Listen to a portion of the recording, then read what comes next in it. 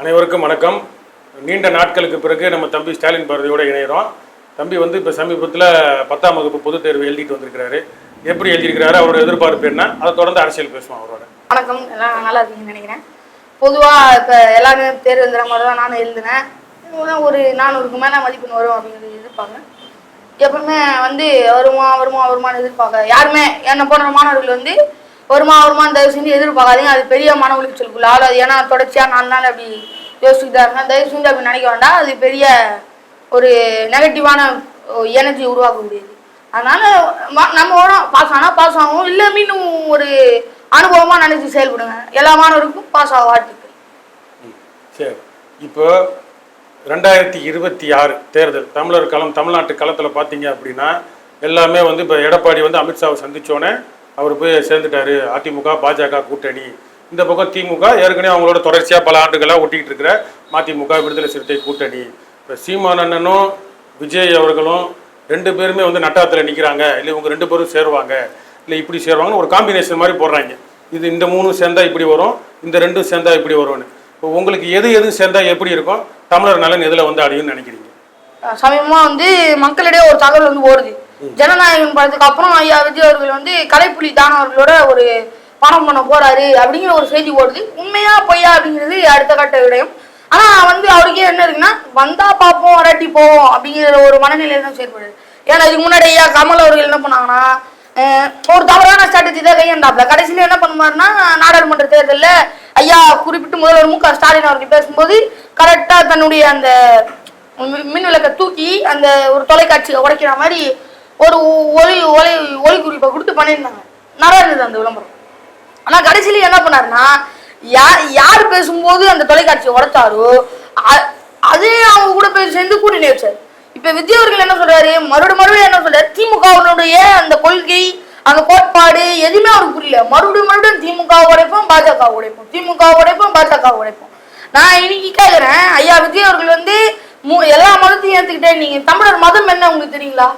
தமிழர் மதம் இந்து அப்படின்ட்டு பகவத்கீதையை கொடுத்துக்கிறீங்க. பகவத்கீதையில எவ்வளவு கொடுமையான விடயங்கள் இருக்கு. சாதி இப்போ ஒழிப்பேன் அப்படிங்கிறீங்க. பகவத்கீதையில சாதியை பத்தின குறிப்புகள் எவ்வளவு இருக்கு தெரியுங்களா? இன்னொன்னு, விஜய்க்கு 234 தொகுதியில நிக்க வைக்கிறதுக்கு ஆள் இருக்கா, இல்ல இவரு நம்பி செலவு பண்ணுவாரா, இல்ல இவரை நம்பி செலவு பண்றதுக்கு 234 தொகுதியிலையும் சரியான ஆட்கள் இருக்காங்களா அப்படிங்கிறது கேள்வி. இன்னொன்னு என்னன்னா, ஐயா விஜய் அவர்கள் தான் வந்து வெற்றி பெறணும் அப்படிங்கிற முழு நோக்கில செயல்படுற ஆளா இருந்தா நீங்க வந்து பிரசாந்த் கிஷோரை கூப்பிட்டீங்க, சரியான கொஞ்ச நாள் சரியா போனீங்க, கொள்கையை விட்டீங்க, மறுபடியும் கொஞ்சம் பேசுனீங்க, வளர்ந்தீங்க, மறுபடியும் சரியா தான் வந்தீங்க. இப்ப நீங்க என்ன பண்ணிட்டீங்கன்னா, கொள்கையில மாபெரும் தப்பு உண்டாக்கீங்க. ஒண்ணு தமிழ் தேசியில போயிருந்தா தமிழ் தேசிய வழியா திராவிடம் செஞ்ச தப்ப உடைச்சிருக்கோம். இல்ல திராவிடம் சொன்னீங்கன்னா திராவிடத்துல பேசின நல்லது கெட்டது அப்படி இப்படின்ட்டு பேசிடலாம். இப்ப நீங்க என்ன பண்ணிட்டீங்க, உங்களுக்கு நிக்கக்கூடிய வேட்பாளருக்கு எதிராக பேச முடியாத அளவுக்கு உங்களாக்கிட்டீங்க. இல்லையா, ஒவ்வொரு வேட்பாளருக்கும் இப்ப என்ன சிக்கல்னா, திமுகவை அதிமுக முக்கியமான ஆளாக்காவை நாம் தமிழரை எதிர்த்து பேசுற அளவுக்கு ஒரு வலிமையான கருத்தும் அந்த சார்ந்த தகவல்களும் இருக்கா, ஒரு அந்த நிக்கக்கூடிய அந்த வேட்பாளர்கிட்ட இருக்கா அப்படிங்கிறது கேள்வி. முதல்ல நீங்க திமுக அதிமுக நாம் தமிழர் வைக்கக்கூடிய கருத்தை நேரடியா உங்களால உடைக்க முடியல. நீங்க 234 தொகுதி உங்களாலே உடைக்க முடியாது, தலைவர் உங்களாலே பேச முடியல. இது வரைக்கும் நீங்க சீமானவர்கள் கத்ரா அப்படி இப்படிங்கிறீங்க, கத்துறாரு அப்படின்னு சொல்றீங்களே தவிர அவரு எடுத்து வைக்கக்கூடிய கருத்தியலோ அல்ல அதை பத்தியோ எந்த விமர்சனங்களும் உங்களிடம் இல்லை.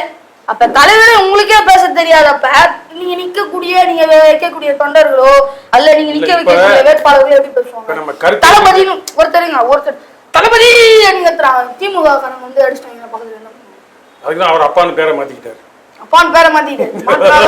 அப்பாவுடைய பிள்ளைங்க சரியில்லை, அப்பாவோட பிள்ளைகள் சரியில்லைன்னா கூட இப்ப நம்ம கேட்ட இப்ப வந்து விஜயோட தனி மனித ரீதியா அவரோட கட்சி கொள்கை கோட்பாடுன்னு நம்ம திறனாய்வு பண்றோம். சிறப்பு. நடிகர் கமல் வந்து அவர் தேர்தலில் களமாடுறதுக்கு முன்னாடில இருந்து அவர் ஒரு அரசியல் ஈடுபாடோட இருந்தாலும், லஞ்சம் ஊழலை ஒழிக்கணும்னு அவர் படங்கள் பல எடுத்தாலும் அவர் பேசுறது என்னன்னே புரியாது.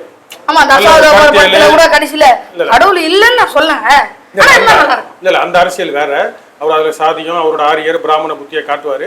இருந்தாலும் அவர் பேசுறது வந்து ஒரு பாமர மக்களுக்கு எளிய மக்களுக்கு புரியாத கமலஹாசனே 2019 நாடாளுமன்ற தேர்தலில் கட்சியில முதல்ல களம் காண்றப்ப லட்சக்கணக்கில் ஓட்டு வாங்கினாரு. 2ஆம் இடம் வர அளவுக்கு பல தொகுதிகளில் அதிமுக 3ஆம் இடத்துக்கு தள்ளி வாக்கு வாங்கினார். அப்போ ஒரு ரிட்டையர்டு நடிகர், ஒரு முதியவர் ஒரு ஓய்வு பெற்ற நடிகருக்கே அவ்வளோ வாக்கு வாங்குறப்ப இங்கே கருத்தியல் ரீதியாக யோசிக்காம எல்லாரும் அப்படி சிந்திப்பாங்கன்னு யோசிக்காம ஒரு ரசிகர் மனப்பான்மையில் அந்த மக்கள் கூட்டம் அதிகம் இன்னைக்கு. IPL பார்க்குற கூட்டம் நாளைக்கு 2PLன்னு போட்டால் கூட பார்க்கும், என்ன போட்டாலும் வந்து பார்க்கும். ஏன் போடுற, எதுக்கு போடுற, அப்போ முதலாளித்துவ அந்த அரசியல் வந்து அப்போ இந்த பக்த கோடிகள், இந்த பாமர மக்கள், இந்த உலக முதலாளித்துவத்துக்கு இரையாகிற மக்களுக்கு அப்போ விஜய்க்கு ஓட்டு அதிகமாக தானே வரும். அது எப்படி நீங்க அதிகமா வரும்னு சொல்ல முடியும்? அப்ப இந்த 36 லட்சம் பேர் யாரு? நாம் தமிழர் சொல்லல, நாங்க நாம் தமிழர் சொல்லலைங்க. அப்ப இந்த திமுக ஓட்டு போடுறவங்க, அதிமுக ஓட்டு போடுற சில பேர் சொன்னாங்க ஆதி காலத்துல இருந்து திமுக ஆதி காலத்துல மனிதனே இல்ல அப்படிங்கிற ஒரு கருத்து இருக்கு. குரங்குதான், அப்ப குரங்குதான் திமுக இருந்தான்னு ஒரு கேள்வி இருக்கு. அது போல ஆதி காலத்துல இருந்து நாங்க திமுக இருக்கோம், அதிமுக இருக்கோம் அப்படின்றாங்க. அப்ப ஆதி கால திமுக, ஆதி கால அதிமுக, அதாவது இன உணர்ச்சி உள்ள நாம் தமிழர், இவங்க 3 பேரையும் எதிர்கொண்டு ஒரு வேட்பாளர் அங்க வெற்றி பெற முடியுமா? நீங்க அதிமுக திமுக விட்டுருங்களா, பொதுவாக அவங்களை விட்டுருங்க. இவங்களுக்கு அடுத்து போட்டே இருக்கிறது நாம் தமிழர். பெரும் கருத்து உடையவங்க, இருக்கிற அடிமட்ட தொண்டர் கூட இன உணர்ச்சியோடையும் மொழி உணர்ச்சியோடையும் அதிவீரியமா செயல்படக்கூடியது. இவங்க அங்க ஒரு தொண்டர், இங்க இருக்கக்கூடிய ஒரு தொண்டர் அங்க 10 தொண்டர் சமம். இங்க ஒரு ஆள் செய்யறோம், அவங்க 10 ஆள் செய்வானா அப்படிங்கிறத கேள்வி. நாம் தமிழர்ல 10 ஆள் செய்யற தொண்டர், ஒரே ஆள் செய்யற வேலையை எந்த கட்சியிலும் செய்ய முடியாது. 10 ஆள் சொன்னாதான் அந்த வேலையை செய்ய முடியும். ஒரே ஆளா இருந்துட்டு எல்லா வேலையும் செய்வாங்க. எனக்கு அதுதான் கேள்வி. ஐயா விஜய் அவர்கள் வராரு, அவரே கேரவானை விட்டு இறங்கி பேச மாட்டேங்கிறாரு. ஐயோ நம்மளை போட்டு காலத்துல எடுத்துறாங்களோ, ஆவோ அப்படியோ இப்படியான்னு பயப்படுறாப்புல. நீங்க எப்ப வந்து மக்கள் கிட்ட இறங்கி பேசுறீங்களோ அப்பதான் நல்லது. இப்ப ஸ்டாலின் ஐயா கூட நம்ம பாராட்டுறோம். 72 வயதாச்சு, ஏதோ பேசுறாரு, செய்யறாரு. அவங்க அப்பா பத்தி பேசுறாரு, செய்யறாரு, போறாரு வராரு. இப்ப எடப்பாடி பழனிசாமியும் நம்ம பாக்கணும், செய்யறாருப்பா அப்படின்னா. நீங்க எதுவுமே இல்லாம பட்டம் தூருக்கு வரீங்க. ஏற்கனவே உச்ச நீதிமன்றம் என்ன அறிவிச்சிருக்குன்னா, காவல்துறையில ஆட்கள் கம்மியா இருக்காங்க, அதனால எல்லா தமிழ்நாடு முழுக்க இருக்க எதையுமே பார்க்க முடியல, மக்கள் வந்து பாதுகாப்பு குறையுது, தயவு செஞ்சு காவல்துறையில ஆட்கள் அதிகமா வேணும் அப்படிங்கிறாங்க. நீங்க என்ன பண்ணீங்கன்னா காவல்துறையோட நேரத்தை வந்து வீணடிக்கிறீங்க. நீங்க பரந்தூர் விமான நிலையத்தை எதிர்த்து பேசினா கூட பரவாயில்ல, ஏன் வரல அப்படின்னு சொன்னா கூட பரவாயில்ல, வேணாம் அப்படின்னு சொன்னா கூட பரவாயில்ல. நான் இந்த திட்டுக்கலாம் திருவண்ணாமலையில இந்த எல்லையம்மன் சாட்சியாக, அவங்க சாட்சியாக சொல்லிட்டு வரேன், இதெல்லாம் நடக்க விட மாட்டேன். நீங்க இப்படி சொல்லிட்டு போறீங்களா, எதுக்காக வரக்கூடாது? இதே வாய் பரந்தூர் விமான நிலையம் வேணும்ன்றீங்களா? இல்ல யூரியா வேணாம் அப்படிங்கிறேன். இப்ப எங்களுக்கு வேணாம், சென்னைக்கு எங்களுக்கு தண்ணி வேணும். தற்சார்பு பொருளாதாரத்தோட மாடல், இவங்க திராவிட மாடல் இருந்தாங்களே, அது போல தற்சார்பு பொருளாதாரத்தோடைய மாடலு எங்களுக்கு வேணாம். எங்களுக்கு தண்ணி வேணும், கம்பன் கால்வாய் வந்து ஓடுது, அங்க எல்லாம் பயிர் தொழில் பரப்பு, இதெல்லாம் எங்களுக்கு வேணும். உங்களுக்கு வேணாம், உங்களுக்கு உங்க ரசிகர் போதும், ஓட்டு போதும், 26ல வெற்றி பெறணும் அப்படிங்கிற ஒரு வெறியோட உள்ள வரீங்க. 26ல வெற்றி பெற்று என்ன பண்ண போறீங்க? எதற்கு உங்களுக்கு அந்த நோக்கம்? இப்ப நான் தமிழர் ஐயா சீமானவர்கள் வந்தாரு 2015 வந்தோடனே ஜெயிக்கலாம் இந்த வெறி கிடையாது. இன்னைக்கு வரைக்கும் கூட தோத்தாலும் சரி ஜெயிச்சாலும் சரி வெற்றியும் தோல்வியும் நமதே அப்படின்னு அந்த கட்சி ஓடுது. அங்க நிக்கிற வேட்பாளர்களே கவலைப்பட்டு இவ்வளவு நேரம் பேசுற இவங்களுக்கு என்ன வெறி அப்படின்னு தான் கேக்குறேன். சொல்றேன், இப்ப இவ்வளவு நேரம் பேசுற வாயி இதே விஜய் வந்து கேரவனை விட்டு இறங்கி வந்து, இல்ல ஒரு வாகனத்துல 2 சக்கர வாகனத்துல வந்து, இல்ல நடந்து போய் அங்க ஒரு கூட்டம் திரண்டு தள்ளுமுள்ளாகி அது ஒரு உயிரிழப்பு ஆயிடுச்சுன்னா, இதே வாய் உங்களை போன்ற வாய்கள் என்ன பேசும்? அறிவு இல்ல, சினிமாக்காரனா இருந்துகிட்டு அவர் அந்த ரசிகர்களை ஒன்று கூட்டுறாரு. அவர் ஒன்றும் எல்லாரும் வாங்கடான்னு அழைப்பு கொடுக்கல. அவர் போற இடத்துல எல்லாம் பின்னாடி கூட்டம் போக தான் செய்யும். அதை தவிர்க்கிறதுக்கு தான் அவர் பாக்குறாருன்னு தானே நம்ம யோசிக்க வேண்டியது இருக்கு. அது இல்லைங்க, யாரும் நீங்க போய் பேசணும் அப்படின்லாம் வேணாம். நீங்க மக்களோட கலங்கன்னு நான் சொல்றேன், மக்களுடைய உணர்வுகளோட கலங்கமா இறங்கி வரணுங்க. அவர் சினிமாக்காரர் இறங்கி வரணுங்க. சரி நான் ஒத்துக்கிறேன், இறங்கி வரணும். ஆனா நீங்க எப்ப மக்களோட கலக்க முடியும்? மக்களுடைய பிரச்சனைகளை கேட்கும் போதும் உணரும் போதுதான் கலக்க முடியும். இப்ப ஒரு தொகுதியில ஒரு பிரச்சனை இல்லைங்களா, அதுல இருக்கு ஒவ்வொருத்தர் கேட்டா ஒவ்வொரு விதமா ஒரு பிரச்சனை இருக்கும். ஆனா ஒவ்வொரு கோணத்துல இருக்கும் ஒவ்வொரு பிரச்சனை. மக்களுடைய கருத்து கேட்டாலும் அந்த பிரச்சனை எப்படி இருக்கிறது கருத்து உங்களுக்குள்ள தோன்றும். நீங்க எதுவுமே கேட்காம நான் வருவேன் போவேன், எதுவுமே கேட்கலன்னு நம்ம முடிவெடுக்க முடியாதுல்ல. எதுவுமே கேட்கல. அப்ப என்ன பேசுனீங்க? நீங்க வளர்ச்சி திட்டங்களுக்கு எதிரானவன் இல்ல வரணும். நீங்க எதுக்கு தமிழ்நாடு ஏர்போர்ட் கம்போடியால கலிபோர்னியால ஓடுது, அங்க 6 கிலோமீட்டர் தான், 11,000 வானூர்தி இறங்கி ஏறுது. இங்க வெறும் 11,000 கிலோமீட்டர்ல அமைச்சு வச்சிருக்காங்க, 11,000 ஏக்கர் கணக்குல அமைச்சு வச்சிருக்காங்க. வெறும் 5,000 வானூர்தி கூட ஏறி இறங்க மாட்டேங்குது. இவங்களுக்கு என்னத்துக்கு விரிவாக்கம் பண்ணி இவங்க என்ன பண்ண போறாங்க? விரிவாக்கம் பண்ணி என்ன பண்ணணும்? விரிவாக்கம் பண்ணி என்ன பண்ண சொல்றீங்க? என்ன பண்ணணும்? புதுசா வர விஜய அவர் கொள்கையோட வராரா, கோட்பாடோட வராரா, ஏன் வராரு, எதுக்கு வராரு, வந்து என்ன கிழிச்சிருவாருன்னு கேட்குறீங்க. நியாயமான கேள்வி. அப்போ இதுக்கு முன்னாடி இப்போ எடப்பாடி போய் ஒரு அமித்ஷா வந்தோடனே வாயை மூடிட்டு பக்கத்தில் உட்காந்தப்பையும் திமுக வந்து இது வரைக்கும் காங்கிரஸை எந்த ஒரு கேள்வியும் கேட்காம கூட்டணியில் சேர்த்துக்கிட்டு நீ ஏன்டா கச்சத்தீவை கொடுத்த, நீ வந்தால் திரும்ப கச்சத்தீவை வாங்கினாதான் உன்னோட கூட்டணி வைப்பேன், நீ மீனவர்களை கொலையை நிறுத்துவியா, படுகொலையை நிறுத்துவியா, சிங்கள இராணுவத்தை எதிர்த்து போராடுவியா அப்படின்னு கேட்டு, இல்லை தனித்தமிழ் ஈழத்துக்கு நீ ஆதரவு கொடுப்பியா அப்படின்னு கேட்டுட்டு நாங்கள் காங்கிரஸோட கூட்டணி வைக்கிறோம், நீங்கள் வந்து இந்த மாதிரி நீட்டெல்லாம் வந்து தடுப்பியான்னு சொல்லி பிஜேபி கேட்டுட்டு கூட்டணி வைங்கன்னு சொன்னால் பரவாயில்ல. வெறும் பிஜேபியை வந்து அதிமுகவை நக்கல் பண்ணுற தோணியில் பேசுறது திமுக. அப்போ திமுகவுக்கு என்ன யோகியதைன்னு பேச மாட்டேன்றீங்களே? புரியல. திமுக நான் என்ன யோகிதைன்னு பேச மாட்டேன். விஜய் மட்டும் வந்து புதுசா வரவரை மட்டும் போட்டு பாஞ்சி அடிச்சு பெறன்றப்போ அதிமுக பார்த்து கேள்வி கேக்குது, நீ பாஜகவோட நீட்டு விளக்க கேட்டுட்டு கூட்டணி வச்சியா அப்படின்னு. அப்ப திமுக இப்ப உங்களுக்கு அந்த கேட்கிறேன், திமுகவை காங்கிரஸோட கூட்டணி வைக்கிறதுக்கு என்னென்ன கேள்விகள் கேட்டு அவங்க சேரலாம்? ஏன் கச்சத்தீவை மீன்கல சிங்கள ஈழத்தமிழர்கள் பிரச்சனையாப்போ ஏன் வந்து இந்த மாதிரி எங்க தமிழர்களை காப்பாத்தல, எதுக்கு வந்து இங்க இருந்து பிரஷர் கொடுத்தீங்க, நான் செஞ்சுருப்பேன் இல்லையா, அந்த மாதிரி ஏதாவது நல்லதுட்டு உதவி செஞ்சிருக்கேன் இல்லையா, பாம்பு அடிச்சதுக்கும் இதுக்கும் சம்மந்தமே தமிழர்கள் பழி போட்டீங்களே, ஒரு பார்வை இருக்கு இல்லையா, மக்கள் சொல்றாங்களே, அது எப்படி எடுத்துக்கிறீங்க, இந்த மாதிரியான கேள்விகளை வைக்கணும். நீட் தேர்வு கையெழுத்து போட்டது நீங்க தானே, முதல்ல அமல்படுத்தினது நீங்க தானே, அதை உங்களால ரத்து செய்ய முடியுமா, மாநில உரிமைகளை எங்களுக்கு கொடுக்க முடியுமா, எங்களுடைய உரிமைகளை எங்களுக்கு கொடுங்க, மருத்துவ உரிமை எங்களுக்கு வேணும். குறிப்பா பாத்தீங்கன்னா ராகுல் காந்தி ஐயா வந்து நாடு முழுக்க நடைபயணம் போனாரு, போன நாடாளுமன்ற தேர்தலுக்கு முன்னாடி நடைபயணம் போனாரு. நடைபயணம் போறப்ப அவர் பாவ மன்னிப்பு கேட்கற மாதிரி பல பிரச்சனைகளுக்கு நாங்க வந்தா திருத்திக்கிறோம் அப்படின்னு சொன்னாரு. ஆனா எதுவுமே ஒரு வெளிப்படையா ஒரு மனப்பூர்வமா இல்லை. சீக்கிய இனப்படுகொலையை எங்க அப்பத்தா இருக்கிறப்ப நாங்க செஞ்சுவிட்டோம், பாவம் பண்ணிட்டோம், தமிழ் இனப்படுகொலையை எங்க அப்பா தவறா புரிஞ்சுக்கிட்டு இலங்கை சிங்களம் பேச்சை கேட்டு நாடை நாசம் பண்ணி தமிழர்களையும் நாங்க பல பேரை கொண்டுட்டோம், இந்த பாவத்துக்கு நான் மன்னிப்பு கேட்டுக்கிறேன், இனி வரும் காலத்துல அப்படி நடக்காதுன்னு சொல்லியிருந்தாருன்னா நம்ம திமுக கூட்டணி ஆதரிக்கலாமா வேணாமா?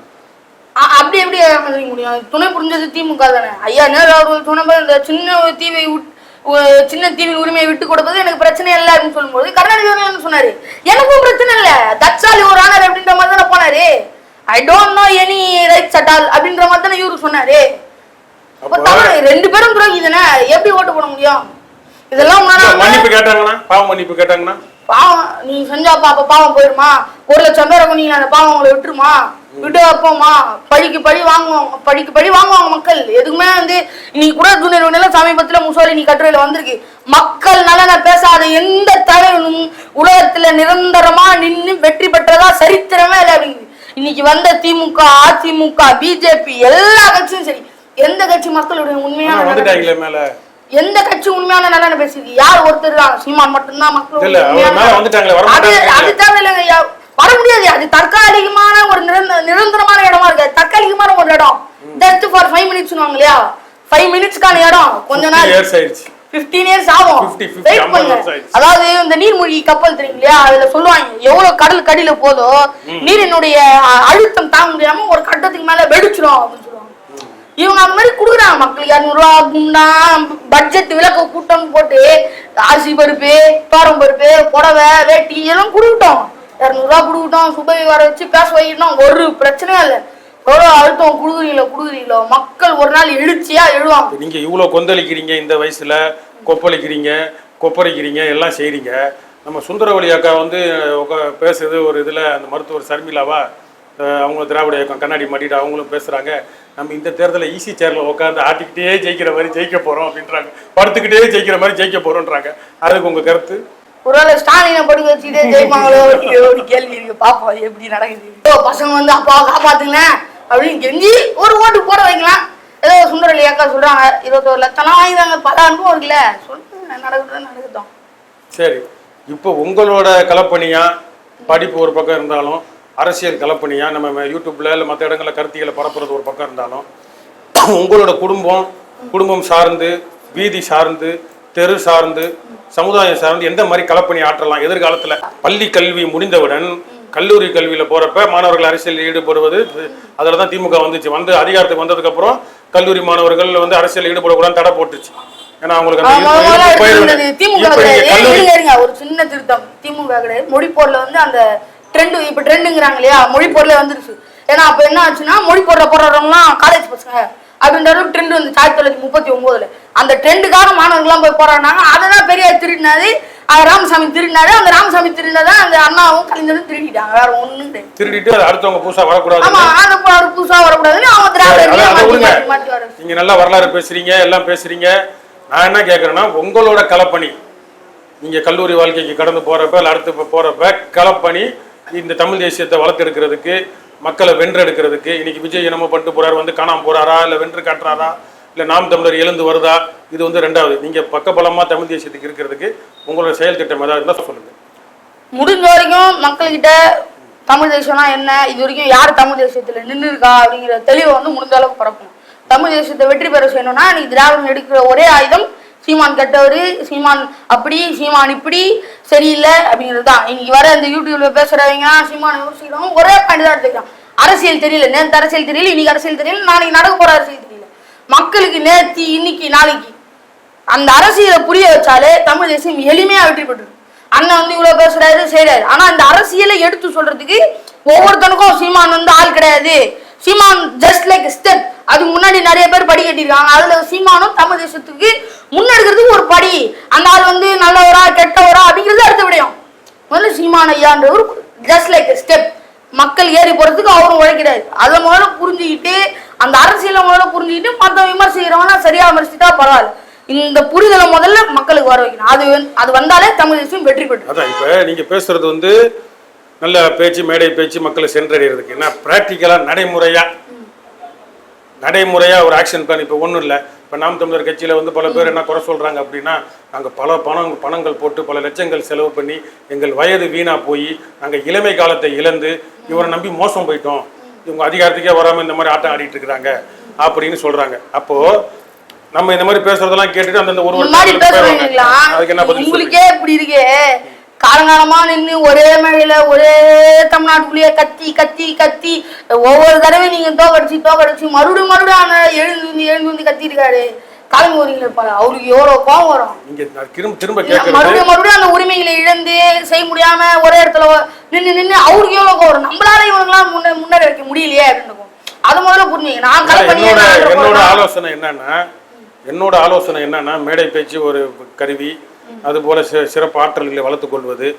இன்னொன்று தன் சார்ந்த நட்பு வட்டம், புள்ளிங்கோ, அந்த பீர் ப்ரெஷர்னுவாங்க, தம் அடிக்கிறதுக்கு ஒன்று கூடுறது, இல்லை ஃபிகரை பார்க்க ஓடுறது, தியேட்டருக்கு திரையரங்குக்கு போகிறது, இதெல்லாம் வந்து ஒரு இளைஞர் காலத்தில் ஒரு இளைஞர் பருவத்தில் அந்த சொல்கிறேன் ஒரு இளைஞருக்கு பருவத்தில் இதெல்லாம் இருக்கும். அப்போது இது போன்ற மாணவர்கள் இவங்க தான் வந்து நாளடைவில் ரசிகர் மனப்பான்மைக்கு இல்லை ஒரு போதை பழக்கத்திற்கு எல்லாம் அடிமையாவாங்க. இவங்களை மீட்டு எடுக்கிறதுக்கு வென்று எடுக்கிறதுக்கு ஒரு உறவாக பழக ஆரம்பிங்கன்றது என்னோட ஆலோசனை. நம்ம ஒரு ஏலியனா இந்த மாதிரி பேசி இந்த மாதிரி ஒரு கருத்தியலை பேசணும், ஐயோ இவன் பூச்சாண்டிப்பா, இவன் இப்படி பேசுவான்ப்பா, மாப்பிள்ள அவன் அப்படிதான்ப்பா அப்படின்னு நம்மளை ஓரம் கட்டிடாமல் எவர்கள் எப்படி இருக்கிறார்களோ, எந்தெந்த இளைஞர்கள் மாணவர்கள் உங்களோட சக மாணவர்கள் பழகிறவர்கள் எப்படி இருக்கிறார்களோ அவர்களோடு சேர்ந்து அவர்களுக்கு உறவை வெல்ல ஆரம்பிச்சிங்கன்னா அது ஒரு ஆக்கப்பூர்வமான சக்தியாக மாறும், உங்களுக்கும் ஒரு பலமாக மாறும். நீங்களும் ஒரு தலைமை பண்பை வளர்த்துக்கிட்டு நாளைக்கு ஒரு தலைவனாக வருவதற்கோ வளர்ந்து வருவதற்கு பயனாக இருக்கும். இல்லை நம்ம மட்டும் அறிவை வளர்த்துக்கிட்டு இது வரைக்கும் நான் சாத்தியப்பட்டிருக்கு. ஏன்னா நான் பேசுறது எங்கள் நண்பர்களுக்கு வந்து புரியாது, அரசியல் புரிதல் தெளிவு கிடையாது. ஆனால் அவங்களுக்கு ஒரு சிரிப்பு அந்த சொல்லுவாங்க இல்லையா, நான் ஒரு ட்ரோல் மெட்டீரியல் தான். அவங்க வந்து பார்த்து ஏதோ ஒரு வகையில் வந்து அவங்க அப்பா அம்மாலாம் வந்து ஓட்டு போட சொல்லிதான் அதே என்ட்ரன்ஸ் சொல்லிக்கலாம். மச்சான் அந்த மாதிரி எங்கள் அப்பா அம்மா ஓட்டு போட்டுங்கடா, போட்டாங்கடா, 2 பேரும் போட்டாங்கடா, காமிச்சாங்கடா, இதில் தான் போட்டேன் அப்படின்ட்டு. அதெல்லாம் நம்ம வந்து இப்போ என்னன்னா, இப்போ நம்ம கட்சியை விட்டு போனவங்க அந்த இளவஞ்சி அக்காலம் என்ன சொல்றாங்கன்னா, நாங்கள் திராவிட பாசறையிலிருந்து, திராவிட குடும்பத்திலிருந்து, திராவிடத்திலிருந்து வந்தோம் அப்படின்னு. அந்த திராவிடத்திலிருந்து சொல்லிடுறேன், தமிழ் பாரம்பரியம் எங்க இருக்கு? திராவிடம்னா திராவிடர் கழகம் இருக்கு, கி வீரமணி இருக்காரு, அதுக்கு முன்னாடி ஈவ ராமசாமி நாயக்கர் இருந்தாரு. அந்த காலத்துல நிறைய பேர் இருந்து அண்ணாதுரை எல்லாரும் இருந்து வளர்த்து விட்டு அதை ஒரு பாசறையா, ஒரு பல்கலைக்கழகமா, அதை ஒரு நிறுவனமா, அதை ஒரு தொழிலாக செஞ்சு ஒரு கூட்டத்தை உருவாக்கி வச்சிருக்கிறாங்க. பேசுறதுக்கு வாடகை வாய்க்கல் இருந்து எல்லாரும் பேசுறதுக்கு உருவாக்கி இருக்கிறாங்க. தமிழருக்கு தமிழர்னு பேசுறதுக்கு எங்க பாசறை இருக்கு? எங்க இப்போ கட்சி நாம் தமிழர் கட்சி ஒன்று இருக்கு, எங்க வேற எங்க குச்சி இருக்கு? இப்போ நாங்க நம்ம பேசுற அலுவலகமே வாடகை தான், சொந்த இடம் எங்க இருக்கு? அப்போ உங்களை போன்ற இளம் தலைவர் நம்மளை போன்ற ஆட்கள்லாம் வந்து என்ன செய்ய வேண்டும்னா, நம்ம வந்து ஒரு பாசறைகளை உருவாக்கி பகுதி வாழ் மக்களிடம் தமிழில் பிறக்கும் பிள்ளைகளுக்கு பேர் வைங்கள். ஏதோ ஒரு செண்ட மேளம் இல்லை வேற ஏதாவது வந்து இங்கே டிஜின்னு போடாமல் இசை கருவிகளை வந்து உங்கள் இசையை வந்து உங்கள் நல்ல காரியங்களுக்கு பயன்படுத்துங்கள். வீட்டு நிகழ்ச்சிக்கு இப்படி ஒரு பாசறையாக வளர்ந்து குடும்பமாக வளர்ந்து நம்ம நாட்டை அரவணைச்சிட்டு போகிறப்ப, நாம் தமிழர் அதிகாரத்துக்கு வரப்ப, தமிழ் தேசியம் மலர்றப்ப நம்மளோட கனவுகள்லாம் தானாக நிகழும். நம்ம வெறும் வாய் அரசியல் பேசுகிறப்ப கருத்தியல் போய் சேருமே ஒழிய நம்ம ஆர்வம் உள்ளவர்கள் நம்மளை பின்தொடர்பவர்கள் மட்டும்தான் கேட்பார்கள். இதை வந்து மற்ற பக்த கோடிகள்லாம் விஜய் வந்துட்டாரு, அடுத்து இன்னொரு கோமாளி வராரு, அடுத்து இன்னொருத்த வராருன்னு ஓடிடுவாங்க. அதனால் நீங்கள் என்னோட ஆலோசனை, பெரும் ஆலோசனை, உங்களுக்கு கீழே உள்ளவர்களுக்கு உங்களோட சேர்ந்த வயது உடையவர்களை ஒரு பாசறையாக உருவாக்கி, பாசறைனா கட்சி பொறுப்பு அப்படின்னு நான் சொல்ல வரல, ஒரு இயக்கமா அதான் அவங்க சொல்றாங்க.